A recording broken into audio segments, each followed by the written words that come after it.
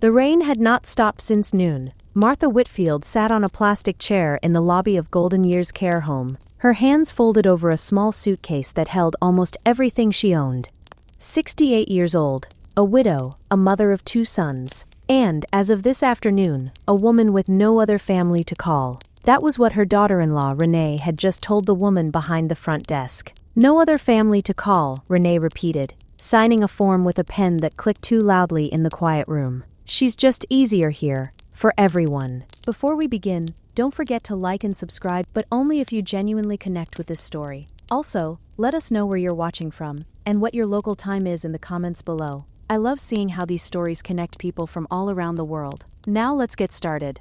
Martha opened her mouth. She wanted to say, "That's not true. I have 2 sons. One of them owns half of downtown. Call him. Please, just call him." But she didn't say it. She had spent her whole life being the woman who didn't want to be a burden. And some habits do not break just because your heart is breaking with them. So, she closed her mouth, smoothed the fabric of her old green cardigan, and let her daughter-in-law walk out of the building without turning around. The doors closed. The rain kept falling. A caretaker named Priya knelt down in front of Martha's chair and offered her a warm hand instead of a form to sign. "Would you like some tea, Mrs. Whitfield?" Martha nodded, because it was easier than crying in front of a stranger. That was the last time anyone at Golden Years heard Renee's name for 11 months. 300 miles away, in a glass office 42 floors above the city, Daniel Whitfield signed the final page of a $200 million acquisition. Cameras flashed. Lawyers shook hands.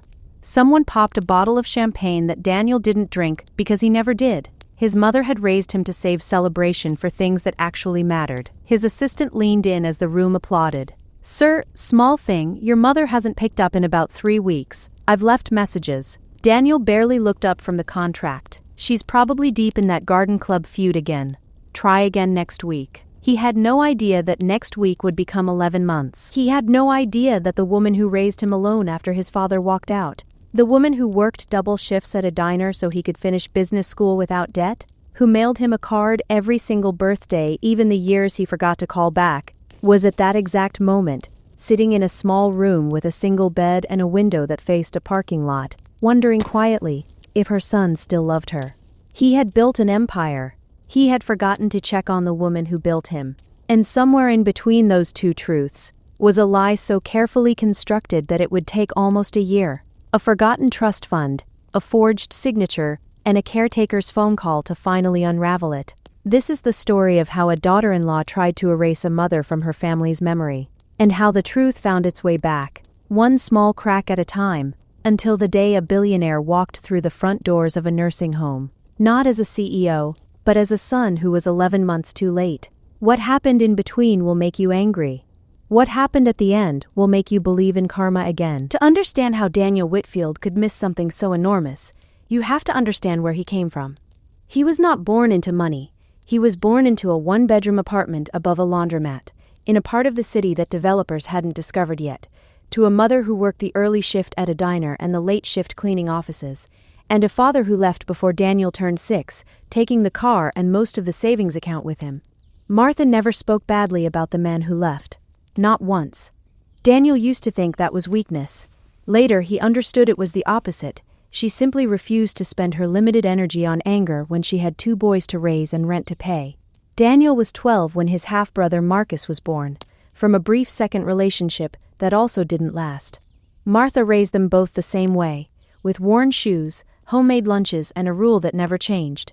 You finish what you start, and you never lie to the people who love you. Daniel was the one who left first. A scholarship to a business program 2 states away. Then an unpaid internship he took 3 buses to reach every morning. Then a first job in finance that paid so little he shared a studio apartment with 2 roommates and slept on a mattress on the floor for the first 18 months. Every single one of those years, Martha sent him $5 in an envelope on the first of the month, not because he needed it, because she needed him to know she hadn't stopped trying. He built his first company at 26. It failed. He built his second at 29. It didn't. By 38, Whitfield Holdings was a name investors said with respect, and Daniel Whitfield was quietly, carefully, one of the wealthiest self-made men in the country, the kind of wealthy that doesn't need to announce itself, because everyone in the right rooms already knows. But wealth had done something to his calendar that it hadn't done to his heart. His days were carved into 15-minute blocks by an assistant who was very good at her job and had never met his mother. His weeks belonged to boardrooms in 3 time zones. His relationships had narrowed, quietly, without any single decision to blame, into people who wanted something from him and people who worked for him. Martha was neither of those things, which in the strange arithmetic of a man's overfull life was exactly why she got scheduled last. He told himself it was temporary. He told himself, every few months, I'll fly out this weekend. He told himself that the woman who had never once asked him for anything would understand if he was 5 minutes late calling her back, then a day, then a week. What Daniel did not know, could not have known, because no one told him, was that his half-brother's wife had quietly become the only person managing his mother's affairs. He did not know that a woman he'd met maybe a dozen times at holidays had power of attorney over his mother's finances, her medical decisions, her mail. He did not know that his mother's phone had been temporarily disconnected for 11 months. He did not know that a birthday card he'd mailed had come back stamped, recipient moved, no forwarding address, and that he had filed that fact away as postal error instead of the warning it actually was. What Daniel knew in his bones was this. His mother had given him everything she had when she had almost nothing. And somewhere underneath the acquisitions and the boardrooms and the 15-minute blocks, a version of him. The boy who ate cereal for dinner so she could have the good meal, the boy who kept her $5 bills instead of spending them, was still waiting for the day he could finally take care of her the way she'd taken care of him. He just didn't know that the day was already 11 months late. Martha Whitfield had a name for the feeling of giving everything to people you love and never once being asked what you wanted in return. She called it just being a mother. She never called it a sacrifice, because to her, sacrifice implied she'd had a choice. She grew up poor in a mill town, married young, and buried that marriage's version of love before she turned 30, when her husband packed a bag on a Tuesday and never came back. She didn't collapse. She didn't have the luxury of collapsing. She picked up a second job, then a third, and raised 2 boys who never once went to school without a packed lunch.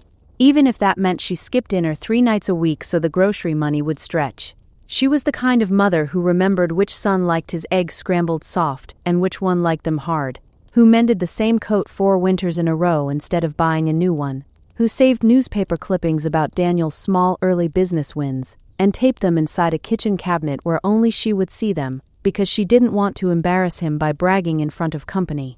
When Daniel's company finally succeeded, truly succeeded, the kind of success that made the local paper and then the national ones, Martha didn't ask him for a single thing. Not a bigger house, not a car, not a vacation. She kept living in the same small house on Maple Street, growing tomatoes in the backyard, going to church on Sundays, and telling anyone who would listen, with quiet, fierce pride, "That's my son. He built that himself." She loved Marcus with the same ferocity, even though he wasn't Daniel's father's son.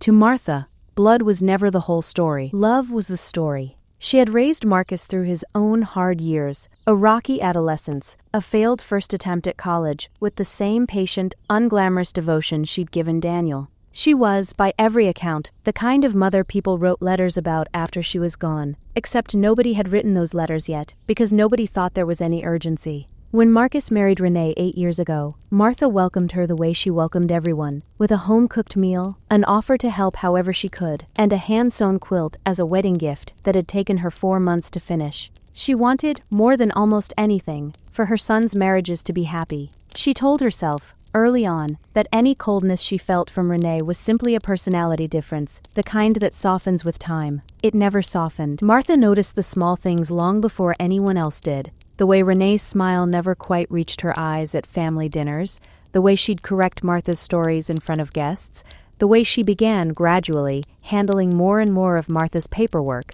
always framed as help, always delivered with a tight, patient smile that made Martha feel like a burden for even asking questions. By the time Martha signed the power of attorney documents, sitting at her own kitchen table, reading glasses perched on her nose, trusting the daughter-in-law who had brought her tea and told her gently, "This is just so you don't have to worry about the boring stuff, Mom," she had no idea she was signing away the only leverage she had left. She did it because she didn't want to burden her sons with paperwork. She did it because trusting people, even when they hadn't earned it, was the only way she knew how to love. And within 2 years, that trust would cost her the house she raised her children in, the wedding china her own mother had given her, and, for 11 long months, any real contact with the two people she loved more than her own life. Renee did not think of herself as a villain. Almost no one does. She had grown up watching her own mother struggle financially after a divorce, watching the family lose their house in slow motion over the course of a bad year, and she had promised herself, quietly, at 14 years old, that she would never again feel that particular kind of helplessness. She built her adult life around control of the budget, control of the calendar, control of the narrative in every room she entered. When she met Marcus, she liked that he came with very little baggage of his own, no property, no complicated ex, no meddling father. What she liked less, from almost the very beginning, was Martha. It wasn't one big thing, it was 100 small things. It was the way Martha would tell stories about Marcus's childhood at dinner parties, stories Renee hadn't been there for and couldn't participate in. It was the handmade quilt that Renee found, if she was honest with herself, a little too plain for the guest room she'd designed around a specific color palette. It was a holiday dinner 4 years into the marriage, a night Renee replayed in her head more often than she would ever admit, when Martha, tired and a little too honest after a second glass of wine, had said, gently but clearly in front of the whole table, "Sometimes I still feel like the outsider in my own family, and I think Renee understands that feeling better than anyone, don't you, dear?" It was meant, Martha would insist years later, as a moment of connection, two women who both knew what it felt like to marry into something bigger than themselves. Renee heard it as something else entirely, confirmation that she would never, not really belong. She never forgot it. She filed it away, the way people do with wounds they've decided not to examine too closely, and let it quietly calcify into resentment.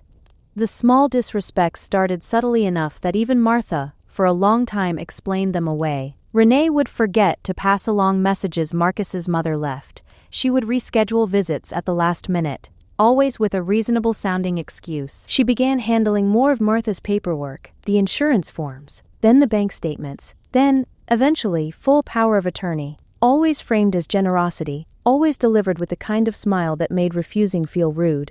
She told her friends, at a dinner party roughly a year before Martha moved into golden years, that Martha was getting difficult to manage, a phrase that wasn't quite a lie and wasn't quite the truth either. Martha wasn't difficult. Martha was simply inconvenient to a life Renee had built with very specific edges, and difficult was easier to say out loud than inconvenient, because difficult sounded like someone else's fault.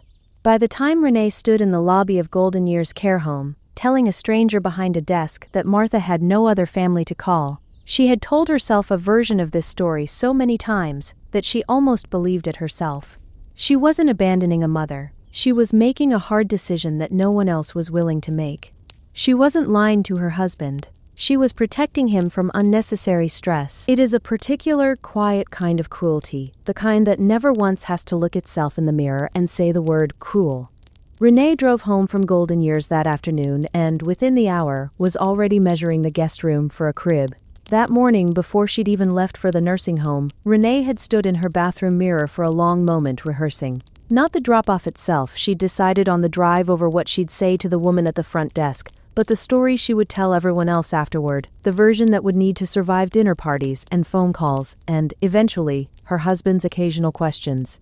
She asked to go, Renee said quietly to her own reflection, testing the words the way an actor tests a line, adjusting the tone until it sounded natural instead of rehearsed. She wanted to be somewhere with people her own age. It was her decision. She said it 3 times before she believed it enough to say it out loud to another person. That was the part almost no one understood about people like Renee. The lie wasn't a single moment of cold calculation. It was a muscle, trained daily, until it moved without her having to think about it at all. The first month at Golden Years, Martha told herself it was temporary. She told herself Renee was right, that a place with more people her own age would be good for her, that Marcus would visit every weekend once he settled into the idea, that Daniel would call as soon as his big deal closed, because Daniel always called eventually, even when he was busy. She unpacked her suitcase into a single dresser drawer and told the woman in the next bed, a retired schoolteacher named Dorothy, that this was just for a little while. By the second month, she had stopped saying that out loud. Priya, the caretaker who had knelt in front of her chair on the first day, was the one who noticed first. She noticed that Martha flinched every single time the phone at the front desk rang for another resident's family. She noticed that Martha asked, almost too casually, whether anyone had called for her, and then changed the subject before anyone could answer. She noticed the way Martha's hands trembled slightly when she picked up a pen to write, and the way she'd write 2 or 3 lines of a letter before folding it, unfinished, and tucking it into the drawer with her clothes. "Who's the letter for, Mrs. Whitfield?" Clara asked one evening, refilling her water glass. "Oh, no one in particular," Martha said, and smiled the kind of smile that doesn't reach anywhere near the eyes. "Just old habits. I used to write my son letters when he was away at school." She tore that one up too, later that night, the same way she'd torn up the 6 before it. Meanwhile, back at the house on Maple Street, the house where Martha had raised both her sons, where she'd grown tomatoes every summer for 30 years, where her late mother's wedding china sat carefully wrapped in the cabinet Martha had built her whole life around protecting, Renee had begun, quietly and methodically, decluttering. It started small. A dining chair listed online, described as vintage, from an estate. Then a side table. Then, one warm Saturday while Marcus was at a work conference, 3 boxes of Martha's books sold to a used bookstore for $40, boxes that Martha herself had packed and labeled "Keep," sentimental in careful handwriting that no one bothered to read before the boxes left the house. Renee told Marcus, when he asked why the guest room looked different, that she was getting ahead of things for the nursery. They were expecting, 7 weeks along, a piece of news that had filled Marcus with a genuine, uncomplicated joy that made it easy for him not to ask too many follow-up questions. "And Mom's really okay with the move?" he asked once, scrolling through paint swatches on his phone. "She asked for it, Marcus," Renee said, not looking up from her own phone. "She said she wanted to be somewhere with more people her age. You know how she gets lonely in that big house by herself." It wasn't entirely invented. Martha had, once, years earlier, mentioned in passing that the house sometimes felt too quiet. Renee had taken that single sentence, sanded down its context, and rebuilt it into a load-bearing lie, strong enough to hold up an entire deception. Marcus believed her. Why wouldn't he? His wife had never given him a specific reason to doubt her, and doubting the people you love without evidence felt to him like its own kind of betrayal. The wrong kind, the kind he didn't want to be capable of. He visited Golden Years exactly once in that first month. Renee came along for support, settling into the chair beside Martha's bed before Martha had even finished hugging her son hello, steering the conversation towards safe, shallow topics: the weather, the food in the dining hall, whether Martha needed more socks. Every time Martha tried to say something real, Martha noticed. She noticed the way Renee's hand rested, lightly but firmly, on the arm of the chair, the way her eyes moved to Martha's face every time Marcus's attention drifted, as if daring her to say the wrong thing. Martha had spent 68 years reading rooms, reading people, reading her own children's moods, before they said a word. She read this one, perfectly. She said nothing. Not because she believed the lie, because she was terrified, in a way she couldn't fully explain, even to herself, of what would happen to her relationship with Marcus, the boy she'd raised through his hardest years, the one who still, underneath it all, needed his mother's approval more than he let on. If she forced him to choose, in that moment, between his wife and the truth. So she smiled. She talked about the weather. She let her son leave an hour later, believing everything was fine. And that night, for the 8th time, she took out a piece of paper, wrote "Dear Daniel" at the top, and got exactly 3 sentences further before she stopped, staring at the wall, wondering, not for the first time, and not for the last, whether her son had simply stopped loving her, or whether something else was happening that she couldn't see. From the small room with the window facing the parking lot, she had no way of knowing. It was the second one. She had no way of knowing that 300 miles away, a returned birthday card was sitting, unexamined, in a drawer in her son's office, filed under postal error, instead of the first real clue in a mystery that hadn't even fully begun. By the 4th month, Martha's world had shrunk to the size of a room, a hallway, and a dining table she shared with 5 other residents, who had, in their own ways, also become inconvenient to someone. The one bright spot in that shrinking world was Dorothy, the retired schoolteacher from the next bed, who had been at Golden Years for almost 3 years, and had long since stopped waiting for anyone to visit. Dorothy had a dry, unbothered sense of humor that Martha found herself leaning on, more than she expected to. And in the evenings, the 2 women would sit together in the common room, Dorothy grading an imaginary stack of papers, just to make Martha laugh. Martha describing her tomato plants back home in such loving detail that Dorothy joked she could taste them. "You'll go home eventually," Dorothy told her once, in the 3rd month, patting her hand. "Families get busy, they don't mean anything by it." "Did yours?" Martha asked gently, already knowing the answer from the careful way Dorothy always changed the subject when visiting hours were announced over the intercom. Dorothy didn't answer that one directly, she just squeezed Martha's hand a little tighter and said, "Well, at least you've got me to complain to now." Which was, Martha understood, its own quiet kind of honesty. A woman who had made peace, or something close enough to peace, with being forgotten, offering the only comfort she had left to give to someone she hoped wouldn't have to learn the same lesson. Martha thought about that conversation more than she wanted to admit, in the months that followed, wondering in her darker moments whether she was looking at her own future sitting one bed over, grading imaginary papers for an audience that had stopped showing up a long time ago.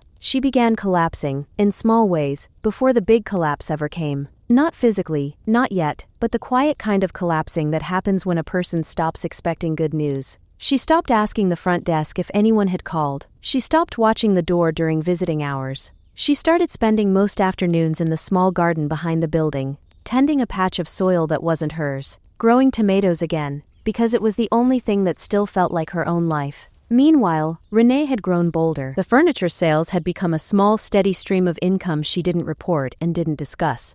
A nightstand here, a set of lamps there, always framed to friends as getting Marcus's mom's old house ready to sell, which was, in its own twisted way, technically true because she had already begun quietly looking into what it would take to sell the house outright. She found the answer faster than she expected. The power of attorney documents Martha had signed 2 years earlier, trusting her daughter-in-law without reading every line of fine print, gave Renee far broader authority than Martha had ever understood. Authority to manage and, if necessary, sell real property in Martha's name. In the event Martha was unable to manage her own affairs, Renee decided, quietly, that a woman living in a nursing home counted as unable to manage her own affairs. No doctor confirmed this. No family conversation established this. Renee simply decided it, the way she'd decided so many things over the past several years, and moved forward, as though the decision had already been made by someone else. The house on Maple Street sold 4 months after Martha moved into Golden Years for $80,000 below its actual market value, to a young couple in a hurry to close before their own lease ran out. Renee didn't wait for a better offer. She wanted it done quickly, quietly, before anyone had reason to ask questions. Martha was never told. The closing documents that technically required her signature were signed instead by Renee, using the power of attorney, in a transaction so procedurally clean that no bank, no title company, no lawyer ever flagged it as unusual. On paper, everything was legal. In every way that mattered to the people involved, it was a theft. Of a home, of a history, of 30 years of tomato plants and taped-up newspaper clippings, and a kitchen table where 2 boys had done their homework every night for a decade. At a dinner party that same week, surrounded by friends who nodded along sympathetically, Renee reshaped the story one more time. She was getting difficult to manage. She said again, the words smoother now from repetition. The house was too much upkeep for someone in her condition. We had to make the hard call. "It must have been so hard deciding that," one friend said, refilling Renee's wine glass, though Renee, 7 months pregnant, was drinking sparkling water instead. "You have no idea," Renee said, letting her voice go soft and a little tired, a performance so practiced by now it barely felt like one. Marcus was too close to it to see clearly. Someone had to be the responsible one. "I lie awake some nights, wondering if I did the right thing, but at the end of the day, her safety came first." "You're a saint, honestly," another friend said. "Most people wouldn't have the strength to make that call." Renee smiled, accepted the compliment the way she'd learned to accept all compliments about her marriage and her family, gracefully, modestly, as though it cost her something to hear it.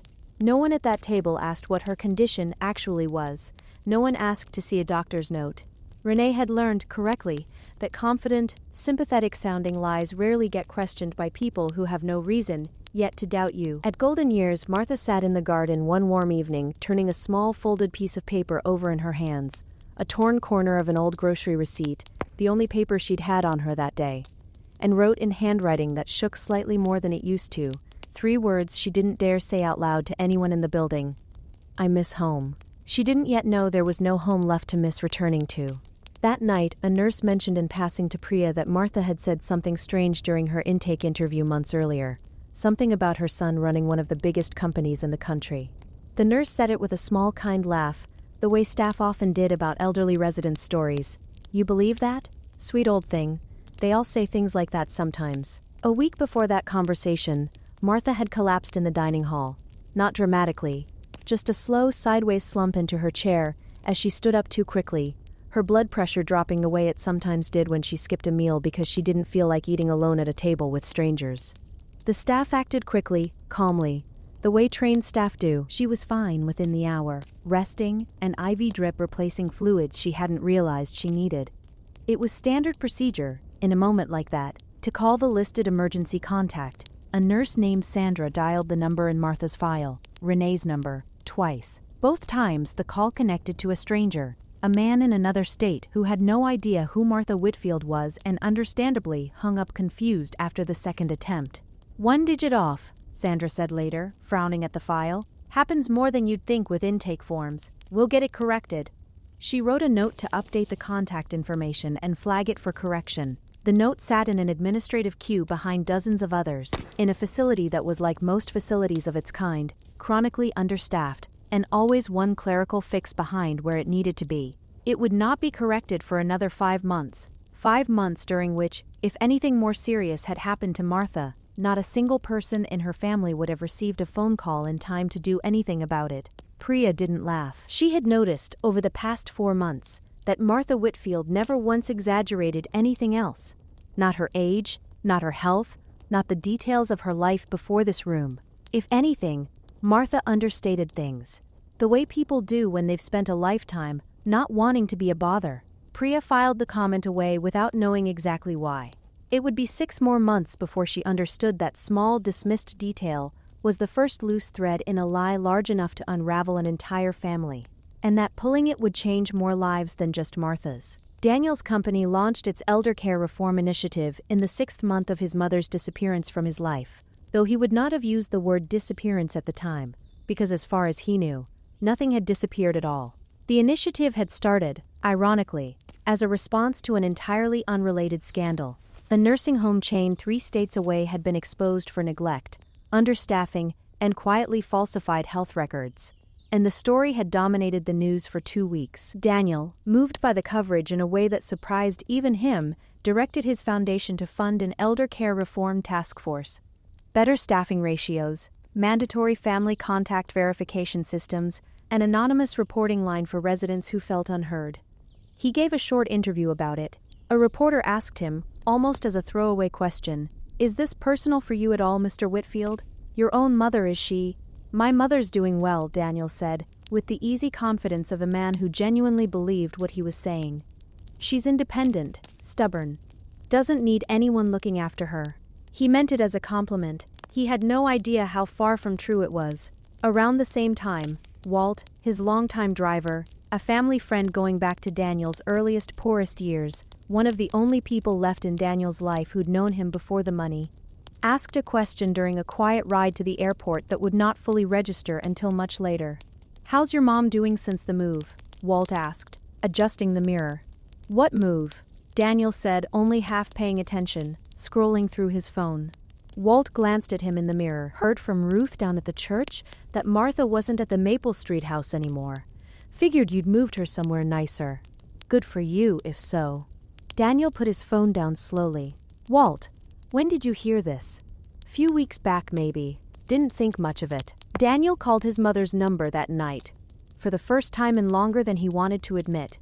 It rang once, twice, then delivered the flat mechanical tone of a disconnected line. He told himself there was a simple explanation. There usually was with his mother.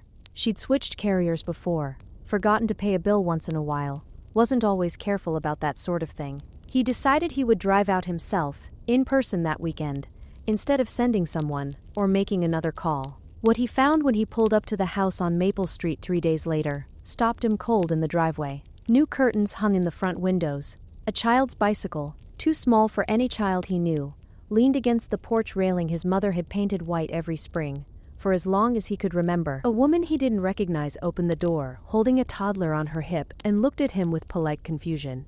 "Can I help you?" "I'm sorry, I think I have the wrong address. This is my mother's house, Martha Whitfield."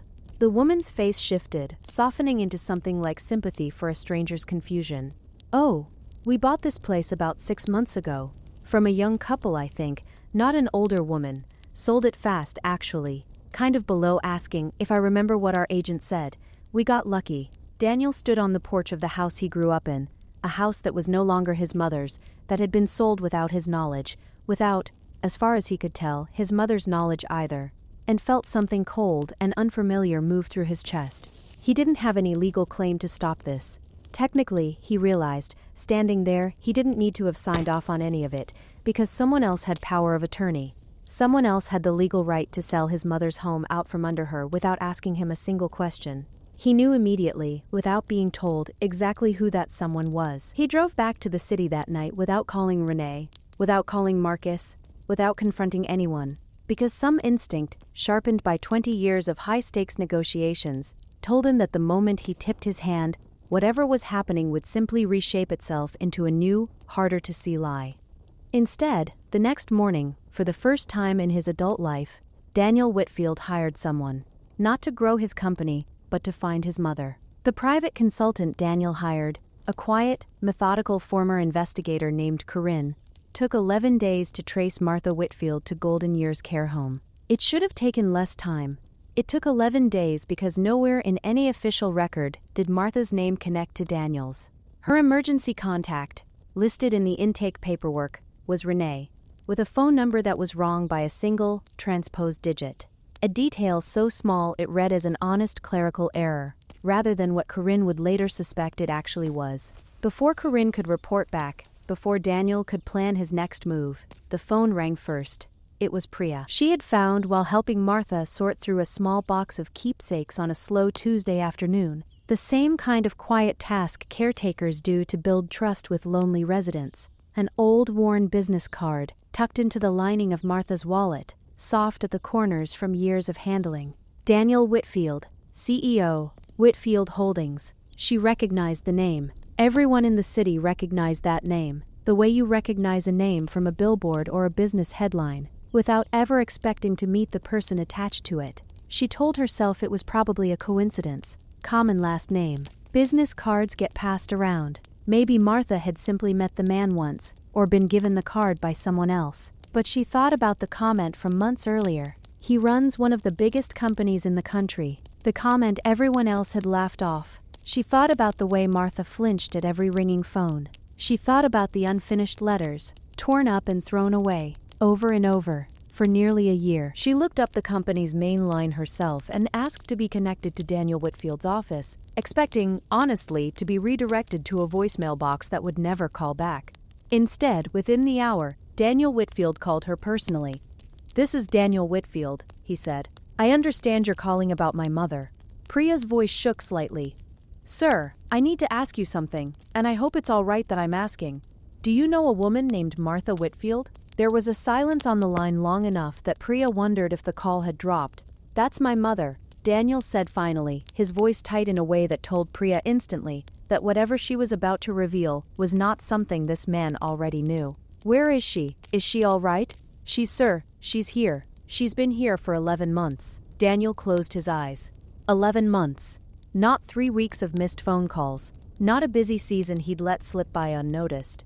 11 months. Nearly a full year, during which his mother had been living in a room with a window facing a parking lot, believing, as far as anyone could tell, that her sons had simply stopped wanting her. "I'm coming there today," Daniel said. "Please don't tell her who's calling. I want to see her myself first." He hung up the phone, sat alone in his glass office, 42 floors above the city, and, for the first time since he'd built an empire from nothing, felt entirely, completely powerless. Somewhere underneath the shock was a colder, sharper realization beginning to form, one that had nothing to do with hurt feelings, and everything to do with the specific, deliberate mechanics of how a person disappears from their own family's life without anyone noticing for 11 months. That kind of disappearance doesn't happen by accident. Someone had built this, carefully, patiently, on purpose, and Daniel intended to find out exactly how far it went before he said a single word to anyone about what he now knew. Daniel arrived at Golden Years Care Home 2 hours later, dressed plainly, No suit, no driver waiting at the curb, no assistant trailing him with a phone. Just a man in a gray sweater standing in a lobby that smelled like antiseptic and old coffee, asking a receptionist, in a voice that cracked slightly despite his best effort to keep it steady, which room belonged to Martha Whitfield. Priya met him at the door of the small common room, where Martha sat by the window, a half-finished cup of tea gone cold beside her, staring out at a parking lot she had memorized every crack and puddle of over 11 months. For a moment, when Martha looked up, she didn't recognize him. Her medication made mornings slow, foggy at the edges, and the man standing in the doorway looked older than she remembered, or maybe, she would think later, she simply hadn't let herself imagine what he'd look like walking through that door, because imagining it and it not happening had become too painful to survive more than once. "Mom," Daniel said. The teacup rattled against its saucer as her hand began to shake. "Daniel," he crossed the room in 3 steps, and knelt in front of her chair, the way Priya had knelt in front of that same chair 11 months earlier on Martha's very first day. And Martha did something that broke every person in that room who witnessed it, staff and strangers alike. "Is it really you?" she asked, reaching out to touch his face like she needed to confirm it with her hands, not just her eyes. "You look so tired, sweetheart. Are you sleeping? Are you eating enough? You always forget to eat when you're working too hard." Even now Daniel realized, his throat tightening, even after 11 months, in a room with a window facing a parking lot, even after believing herself forgotten, his mother's first instinct was still to worry about him. "I'm okay, Mom," he managed. "I'm okay. I just need you to know I didn't do this. I didn't know. I would never have let this happen if I'd known." 11 months. Not weeks. Not a temporary arrangement while the family figured things out, as Renee had framed it to Marcus, and to every friend at every dinner party since. 11 months of a wrong emergency contact number. 11 months of unanswered letters that were never even mailed because Martha had never been given a reason to believe anyone would read them. 11 months during which a house had been sold, furniture liquidated, and a family narrative rewritten so completely that even Martha's own son believed she'd asked for this. And it was in that same conversation, gently probing for details, that Daniel learned something that reshaped the entire shape of his anger. "Does Marcus know I'm here?" Martha asked quietly. "Does he know how long it's been?" Daniel hesitated. "I don't think he does, Mom. I don't think he knows any of this." He said it carefully, because even in his fury, some careful part of him, the same instinct that had made him hire Corinne instead of confronting Renee directly, recognized that this story might not be as simple as one villain and one victim. If Marcus truly didn't know, then somewhere in this family, there were 2 people who had been lied to, not one. That realization didn't soften his anger. If anything, it sharpened it, giving it a second target, not just what had been done to his mother, but how completely someone had been willing to deceive her other son too, in order to get away with it. Daniel stayed until visiting hours ended. He held his mother's hand until a nurse gently reminded him it was time. And in the parking lot afterward, sitting alone in a rented car with the engine off, he made a decision that would define the next several weeks. He would not call Renee. He would not call Marcus. Not yet. He would find out, quietly and completely, exactly what had happened, every dollar, every signature, every lie, before he let anyone in this family know how much he already knew. Daniel gave Corinne a new assignment the next morning, one far more precise than "find my mother." Now he needed to understand the full financial picture, what had been sold, what had been signed, and whether anything beyond the house had been touched. He did this the way he approached every major decision in his professional life, methodically, without emotion visible on the surface, building a case file the way he'd build a due diligence report before an acquisition. It was, in a strange way, the only thing keeping him upright during those first few days. Grief and fury both needed somewhere to go, and Daniel had spent 20 years training himself to channel exactly those kinds of feelings into precise, patient work, instead of letting them spill out where they couldn't accomplish anything. He didn't tell his executive team why he'd suddenly gone quiet in meetings, why he'd started leaving the office early, why a man known for 18-hour days had, for the first time in a decade, blocked out his calendar for what his assistant's notes simply described as personal. He didn't tell anyone. He carried it alone, the same way, he realized with a fresh wave of guilt, his mother had carried her entire life alone for years before he was old enough to help her. It didn't take long to find the trust fund. Years earlier, in a quieter, more sentimental season of his life, Daniel had set up a modest trust, modest by his current standards, though it represented more money than his mother had ever seen in her lifetime, intended for his and Marcus's future children. He had mentioned it to Martha once, briefly at a family dinner, and then, in the way busy people do, had mostly forgotten about it himself, trusting the bank's automated statements to keep it quietly, safely growing in the background. Corinne's forensic accountant found that the trust had been drained, slowly and carefully, over the past year and a half, never in amounts large enough to trigger automatic fraud alerts, always just under the thresholds that would have required additional verification, except for one withdrawal. One withdrawal, 8 months ago, for a renovation, a new kitchen, tile work, a nursery build-out had required a co-signature from Daniel, per the trust's original terms, for any withdrawal above a certain amount. Daniel had never signed it. He stared at the signature on the document Corinne sent over his own name, in a handwriting that was close, disturbingly close, but not quite his. Not close enough to fool a forensic document examiner, but more than close enough to fool a bank processing hundreds of routine transactions a day. Someone forged this, Daniel said quietly, more to himself than to Corinne on the other end of the line. That's what it looks like, Corinne confirmed. I want to bring in someone who specializes in digital forgery before we say anything for certain. If it was done electronically through a shared document or a stored signature file, we can probably trace exactly where it came from. The trace took 4 days. The signature had been generated and submitted through a shared family email account one Daniel vaguely remembered existing years ago.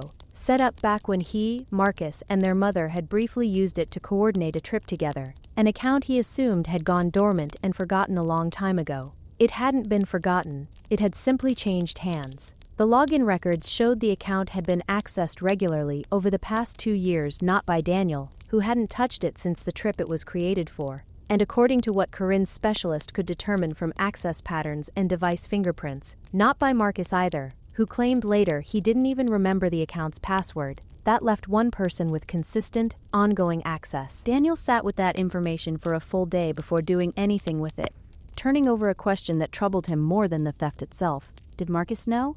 Had his brother, the boy Martha had raised through his hardest years with the same devotion she'd given Daniel, been complicit in all of this, or was he too being managed the same way their mother had been? Daniel decided he needed a clearer picture before drawing any conclusions, and clearer pictures in his experience rarely came from confrontation.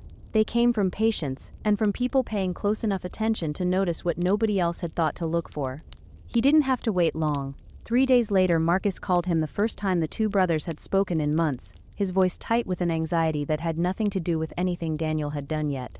"Something's wrong," Marcus said. "I don't know what exactly, but something's wrong, and I think it's been wrong for a while, and I don't know who else to call." He told Daniel about a hospital bracelet he'd found in an old coat pocket weeks earlier from a facility he didn't recognize, dated months before Renee had ever mentioned their mother needing any kind of care. He'd said nothing about it at the time, not wanting to start a fight over what was probably nothing. He hadn't forgotten it, though. He'd found it while grabbing a coat for a cold morning commute, a thin plastic band with a barcode and a printed name, not Renee's name, not his own. Whitfield M. He'd stood in the closet for a full minute, turning it over in his fingers, telling himself a dozen small, reasonable stories. A coincidence, an old coat he'd forgotten was his mother's from some minor procedure years ago, a mix-up at a hospital gift shop. He'd tucked it into a drawer instead of a pocket, telling himself he'd ask about it eventually, and then let the eventually stretch out for weeks, the way people do when part of them already suspects the answer will cost more than they're ready to pay. It was, Daniel understood now, very much not nothing. "Marcus," Daniel said carefully, "I need you to trust me on something, and I need you to not ask me too many questions yet. Can you get access to a laptop or a phone Renee doesn't know you're using?" There was a long pause on the other end of the line. "Daniel, what did you find?" "I'll tell you everything," Daniel said. "But first, I need you to see something for yourself, in your own house, with your own eyes. Because I don't think either of us is going to believe the rest of this, unless we see proof neither of us can argue our way out of." Section 11. Truth Reveal. Marcus installed the small camera himself, on a Tuesday morning after Renee left for a prenatal appointment, tucking it discreetly onto a bookshelf in the shared home office where Renee often took calls with the door closed. It wasn't a dramatic gesture. It wasn't a spy movie stunt. It was the quiet, careful act of a man who badly did not want to find what he suspected he was about to find, doing it anyway because the not knowing had become worse than the fear of knowing. He almost took it back down twice that first week. He told himself he was being paranoid, that a hospital bracelet and a strange feeling weren't evidence of anything, that he was about to violate his wife's trust over what could still turn out to be nothing. On the 9th day, the camera caught something that ended any possibility of nothing. Renee sat at the desk, phone pressed to her ear, laughing, actually laughing, easy and unguarded, the way she rarely laughed with Marcus anymore, talking to her sister about the nursery renovation, about the new tile, about how good the finished kitchen looked, in photos she planned to post once the swelling in her ankles went down enough for a decent picture. "It's really coming from the old woman's account," Renee said, still laughing, twirling a pen between her fingers. "I mean, technically it's the trust, but same thing. She's not even going to notice, Steph, I promise you. She's too senile at this point to keep track of her own name, let alone a bank statement she's never even seen." Marcus watched the footage alone, in the dark, on a laptop balanced on his knees, 3 times in a row before he could make himself stop. He didn't call Daniel that night. He didn't wake Renee to confront her. He sat very still in the guest room, the same guest room that had once held his mother's old dining chairs before they were sold off online, now half renovated into a nursery for a child who would grow up, if nothing changed, believing this was simply who their mother was, and let the full shape of what he'd just heard settle over him slowly, the way grief settles, not all at once but in waves that keep arriving long after you think you've absorbed the first one. She's too senile at this point to keep track of her own name. His mother, who had raised him with a patience he still didn't fully understand how she'd found, who had shown up to every school event, even when she was exhausted from a double shift, who had never once, in his entire childhood, made him feel like a burden despite everything she was quietly carrying alone. He thought about the hospital bracelet. He thought about every excuse Renee had ever given him for why a visit had to be rescheduled, why a call had to wait, why his mother's number must have changed again. You know how she is with technology. He thought about 8 years of small, reasonable-sounding explanations stacking on top of each other into something he had never once questioned. Because questioning your own wife over vague feelings had always seemed, to him, like a kind of betrayal in itself. He understood now that he had it backward the entire time. The next morning he called Daniel, and this time, when his older brother asked what he'd found, Marcus didn't ask for gentleness. He asked for the truth, all of it. The trust, the forged signature, the house, the 11 months every piece Daniel had been carefully assembling, quietly, for the past 3 weeks. By the end of that call, Marcus understood something that would take him longer to fully accept than to simply know. He had not been a co-conspirator in his mother's disappearance from his life. He had been the second victim of the same lie, deceived just as completely, just as deliberately, as his mother had been, by the one person he'd trusted to never do exactly this. "I want to see the recording," Daniel said quietly, over the phone. "You will," Marcus said. "But first I need to be the one to talk to her. Please, Daniel, before the lawyers, before anything else. I need to look my wife in the eye and hear what she says, before this becomes something neither of us can take back." Daniel agreed, reluctantly, giving his brother something he rarely gave anyone in business: time, and the benefit of the doubt that Marcus would use it well. He had no way of knowing yet that Renee, sensing the ground shifting beneath her for reasons she couldn't quite name, was about to make one last, desperate attempt to control the story before it could be told without her. 2 days before that, before Marcus had even decided how or when he'd confront his wife, Priya made a phone call of her own, one nobody had asked her to make. One that had nothing to do with evidence or trust documents or anything a lawyer would ever call proof. She had gotten Marcus's number from Daniel, almost as an afterthought, in case Golden Years ever needed to reach a second family contact. She hadn't planned to use it for anything more than routine updates, but something had been sitting heavy in her chest since Daniel's first visit. Something she felt Marcus deserved to hear directly, from someone who had actually been in the room for it, not filtered through documents or forensic reports. "I don't know you," Priya said when Marcus picked up, sounding startled by the unfamiliar number. "I'm not calling about paperwork or anything legal, I promise. I took care of your mother for almost a year, and I don't think anyone's told you what that actually looked like. I think you deserve to hear it from someone who isn't your brother and isn't a lawyer." Marcus went quiet on the other end of the line. "She used to cry most nights," Priya said gently, without any accusation in her voice, because she wasn't trying to build a case, she was simply telling the truth. Not loudly. She didn't want anyone to hear her, so she was always careful about it. "But the walls in that building aren't thick. and I did rounds most nights, and I heard her more times than I want to admit. She used to ask, so quietly I almost couldn't make it out, why her sons had stopped loving her. She thought it was something she did. She spent almost a year believing that. Marcus didn't say anything for a long moment. When he finally spoke, his voice had changed entirely. Smaller, rawer, stripped of the defensive uncertainty that had colored every conversation he'd had about his mother for months. "Thank you for calling me," he said. "Thank you for telling me the truth, even though it's not your job to." It wasn't the recording that finally broke through whatever was left of his hesitation. It wasn't the forged signature, or the trust documents, or even his brother's careful, methodical case. It was one caretaker with no family politics to navigate and nothing to gain, simply describing a lonely woman crying quietly enough that no one would notice, and a son finally letting himself hear it. Renee felt it before she could name it, a coldness in Marcus that hadn't been there a week earlier, a way he'd started watching her across the dinner table instead of simply talking to her. She told herself it was stress. The baby, the renovation, the long hours at his job. She told herself a lot of things over those few days, the way she had told herself a lot of things for the past 2 years. When she noticed Marcus on the phone with Daniel twice in one afternoon, two brothers who barely spoke suddenly speaking constantly, her instincts, sharp and self-protective as ever, told her something had shifted before she had any proof of what. She got to Marcus first, before he could get to her. "I need to tell you something," she said that evening, sitting across from him at the kitchen table, the same table, ironically, where Martha's old dishes used to sit before Renee replaced them with a set she preferred.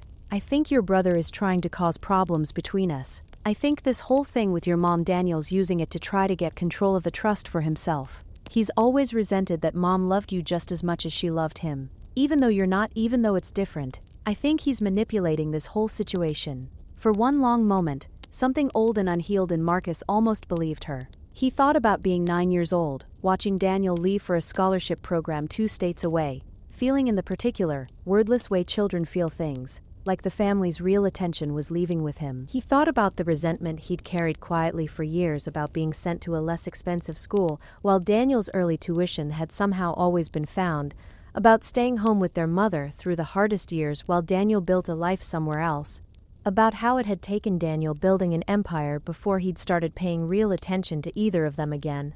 It would have been easy, in that moment, to let old resentment fill in the gaps Renee's version of events needed filled. Renee had tried the same angle on Daniel 2 days earlier, in a phone call he almost didn't take, sensing exactly where it was headed before she said a word. "I know how this looks," she'd said, her voice steady and reasonable in the way that had fooled so many people for so long. "But you weren't here, Daniel.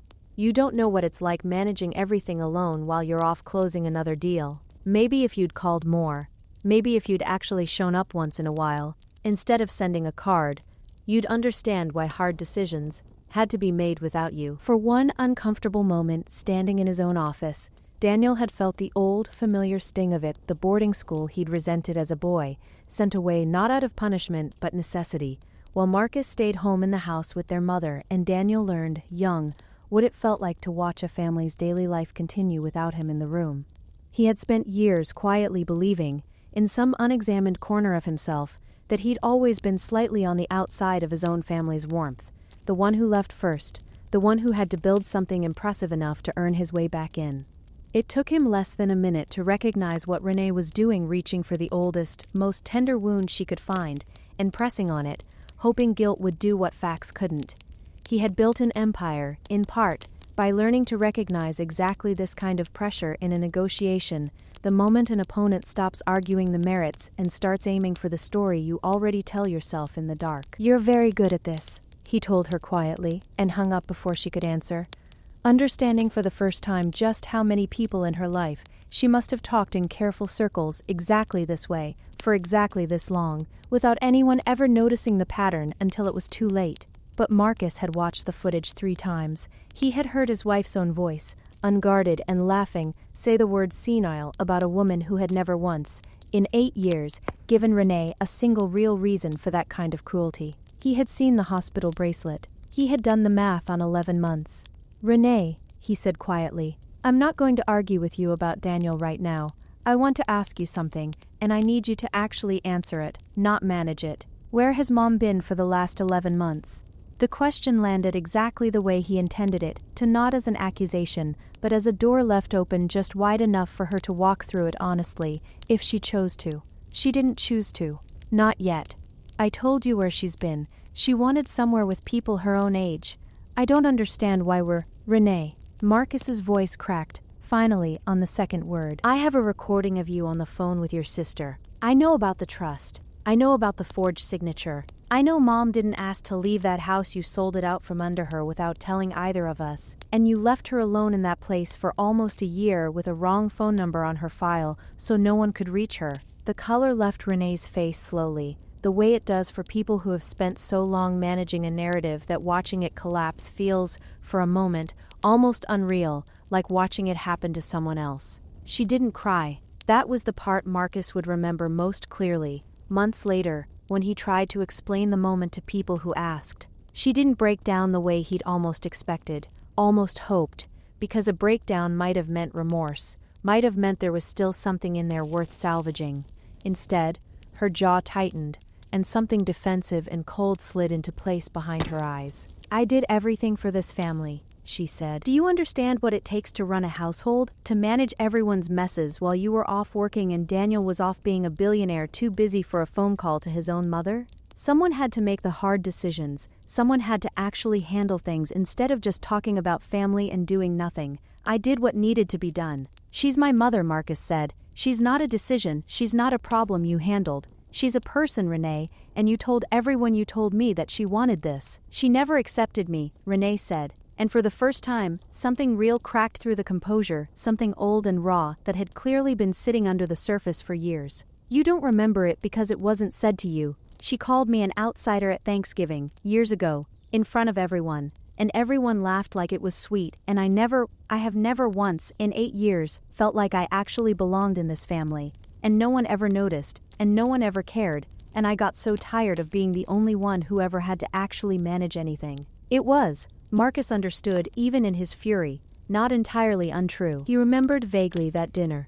He remembered his mother's comment, offered with what Martha had always meant as warmth, landing instead like a verdict on a woman who had spent years afterward quietly building a case against the family that had, in her mind, never let her fully in. It didn't excuse anything. It didn't undo 11 months, or a forged signature, or a house sold without permission, or the word senile said with a laugh about a woman who had never once been unkind to her on purpose. But it explained, in the way true things sometimes explain without excusing, exactly how a person becomes capable of doing what Renee had done, not through sudden, cartoonish evil, but through years of small, unresolved wounds left to fester in silence until they hardened into something that no longer recognized the harm it was causing. I'm sorry you felt that way, Marcus said finally, quietly. I mean that, but what you did to my mother wasn't about belonging. It was about control, and money, and you deciding, alone, that her life mattered less than your comfort.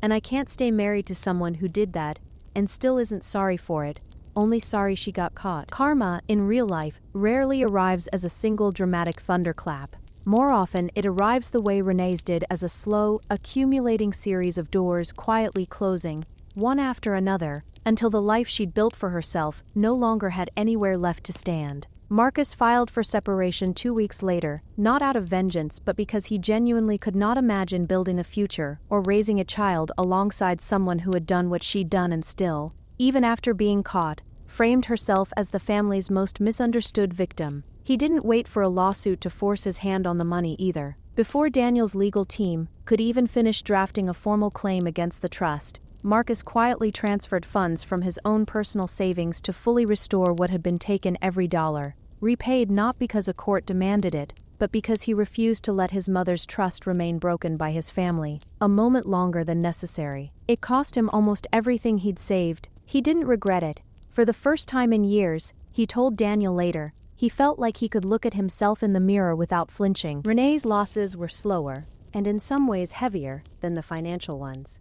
The house, the one Martha had technically still co-owned a stake in through an old joint arrangement from years earlier that Renee, in her haste, had overlooked, was returned to Martha as part of the separation agreement, and Renee was asked to move out within 60 days. She found a small apartment across town, alone, for the first time in nearly a decade. Her sister, the same sister she'd laughed with on that recorded call, distanced herself not long after the recording quietly made its way through the wider family, first to Marcus's aunt, then to cousins, then to the small circle of friends who had once nodded sympathetically at dinner parties while Renee explained how difficult Martha had become. There was no dramatic public shaming, no viral moment, no headline with her name in it. There was something quieter and, in its own way, harder to survive. People simply stopped calling. Invitations stopped arriving. The version of her life that had depended on being seen as capable, in control, and sympathetic quietly closed its doors, one relationship at a time, until she was left mostly with the silence she had once tried so hard to manage her way out of. She was never arrested.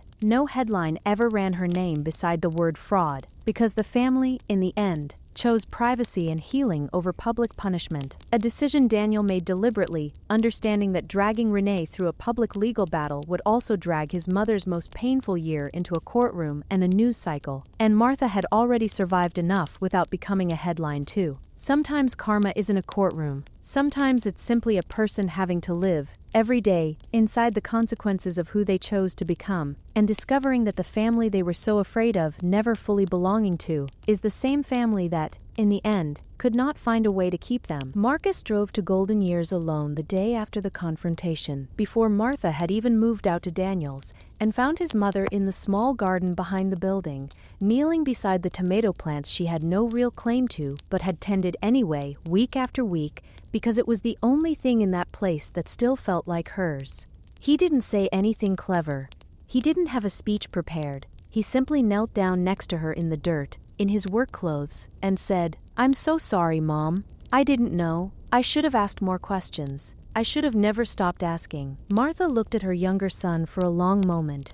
This boy she had raised through his hardest years, who had once needed her patience more than Daniel ever had, and reached over to brush a smear of soil from his cheek the way she used to when he was small. "You believed the person you loved," she said quietly. "That's not a sin, Marcus. It's just something people who love too easily are vulnerable to. I did the same thing, signing those papers. We both trusted the wrong things for the right reasons. That doesn't make it okay." "No," she agreed. "It doesn't. But it means I'm not angry at you. I never was, not really. I was just waiting." They sat together in the garden until the sun started to go down, saying very little else, because after 11 months of silence, some kinds of forgiveness don't need many words at all, just presence, finally freely given, without anyone having to ask for it twice. Martha moved into Daniel's home 3 weeks after that first afternoon in the common room at Golden Years, into a bright sunny room with a window that looked out over an actual garden instead of a parking lot. Daniel installed raised beds along the back fence the very first weekend, without being asked, because he remembered, even after all these years, exactly how much his mother loved growing tomatoes. She was quiet for a long time after the move, not sad, exactly, but careful, the way people are careful, after they've learned the hard way that comfort can be taken away without warning. It took months of small, ordinary Tuesdays dinners that Daniel made time for no matter what his calendar said. Sunday phone calls with Marcus that never once got rescheduled, a standing invitation to Priya, who had become, in her own quiet way, part of the family that had almost lost track of Martha entirely before Martha allowed herself to fully believe this one was permanent. Daniel funded Priya's nursing degree that spring, a small, personal kind of gratitude that had nothing to do with headlines or foundations, just a man who understood, better than almost anyone, what it meant that a caretaker's ordinary Tuesday afternoon curiosity had ultimately saved his mother's life. The elder care reform initiative Daniel had launched months earlier, back when it was still an abstract professional response to someone else's scandal, took on a different shape entirely once his own story became part of it. Mandatory family contact verification became a personal mission instead of a policy line item. The anonymous reporting line got a new feature, quietly suggested by Priya herself, a simple check-in call, made regularly to residents whose families rarely visited, just so someone, anyone, would notice if the silence went on too long. A local news outlet, covering the initiative's one-year anniversary, asked if Martha would be willing to share her own story on camera. Not as tragedy, the producer explained gently, but as a warning other families might actually hear in time to act on it. Martha hesitated for 3 full days before agreeing. "I don't want people to feel sorry for me," she told Daniel the night before the interview. sitting at his kitchen table with a cup of tea. Neither of them rushed her to finish. I want them to check on their mothers. That's all. I don't need anyone's pity. I had 11 months where I thought no one was checking. If just one family checks because of this, that's enough for me. She sat on a small stage at the event Daniel had built, without ever knowing it would become personal, in front of a modest crowd of reporters, caretakers, and families who had come for a policy announcement and stayed, silent and moved, for something far more intimate than they'd expected. I used to write letters to my son that I never sent, Martha said, her voice steady now, in a way it hadn't been in that small room with the window facing the parking lot. I tore them all up, because I was afraid no one would read them. I want to tell you what I would have said, if I'd ever finished one. She paused, glancing once toward Daniel, standing quietly at the back of the room. I would have told him I never stopped being proud of him, not for one single day. Not the day he built his first company, and not the day it failed, and not the 11 months I spent wondering if he still remembered my name. I would have told him that love doesn't need a phone call to stay real, but I would have told him too, that a phone call means more than any of us ever say out loud, especially to the people who raised us with almost nothing and gave us absolutely everything. She looked out at the small, silent crowd, at the reporters wiping their eyes discreetly, at her son standing at the back of the room with his own eyes wet for the first time most people in that room had ever seen. Call your mother, she said simply. Today, if you can. Not because something is wrong, just because she's still waiting to hear from you, even when she'd never admit it. Daniel crossed the room afterward the way he had crossed that first room, 11 months and a lifetime ago, and held his mother's hand in front of everyone, no longer as a billionaire arriving too late, but simply as a son who had finally, fully, come home.